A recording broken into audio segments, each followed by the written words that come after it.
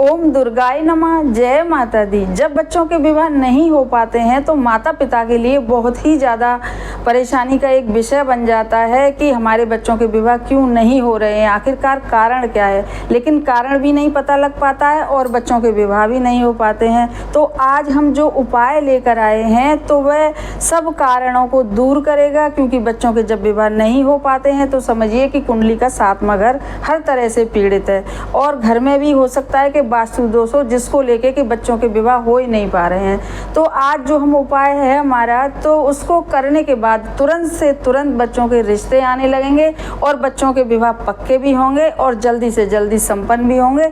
ऐसा है आज का हमारा अचूक उपाय।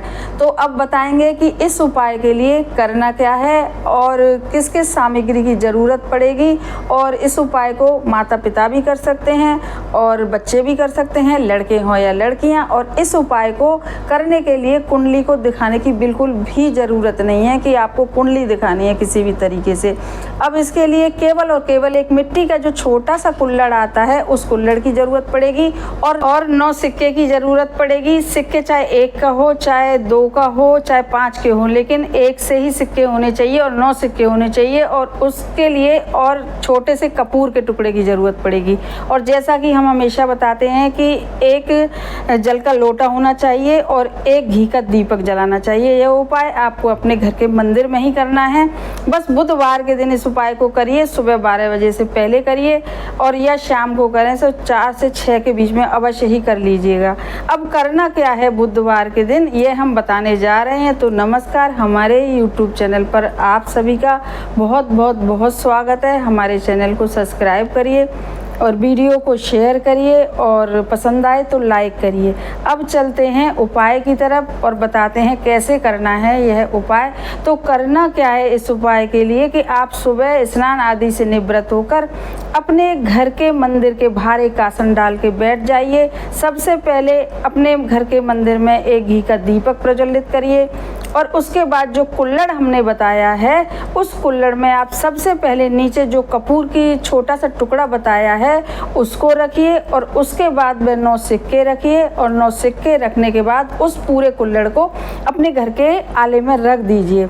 घर में के आले में रखने के बाद आप फिर क्या करिए कि उस कुल्हड़ को अपने हाथ में ले लीजिए और हाथ में लेने के बाद सबसे पहले गणेश जी महाराज से प्रार्थना करिएगा और उस प्रार्थना करने के बाद आप उस कुल्हड़ को दीपक के सामने दिखा के विधि विधान से सब उसकी पूजा करके अपने बच्चों के लिए, यदि माताएं कर रही हैं अपने बच्चों के लिए प्रार्थना करें और बच्चे कर रहे हैं लड़के हों या लड़कियां तो उन्हें ज़रूरत नहीं है कुछ भी कहने की, बस प्रार्थना करें ईश्वर से।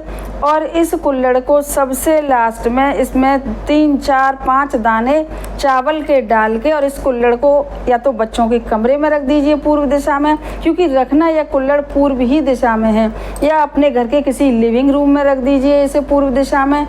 कहीं भी रखें पर रखें पूर्व दिशा में। तो आप देखेंगे कि इस कुल्हड़ को रखने के बाद, उपाय करने के बाद आपके घर में कितने रिश्ते आने लगेंगे और रिश्ते जुड़ने भी लगेंगे। जिस रिश्ते को भी आप चाहते थे कि हमारी बेटी का रिश्ता वहाँ हो जाए या हमारे बेटे का रिश्ता वहाँ हो जाए, तो वह रिश्ता वहीं से कैसे भी आने के रास्ते खुल ही जाएंगे, क्योंकि जो हमारा आज का उपाय है वह सारे घर की नेगेटिविटी को दूर करेगा। जो जिस नेगेटिविटी के कारण आपके घर में कोई मांगलिक कार्य हो ही नहीं रहा है, बच्चों के रिश्ते आ ही नहीं रहे हैं, तो रास्ते खुलेंगे और बच्चों के रिश्ते आना शुरू होंगे और जल्दी से जल्दी आपके बच्चों के विवाह भी संपन्न होंगे।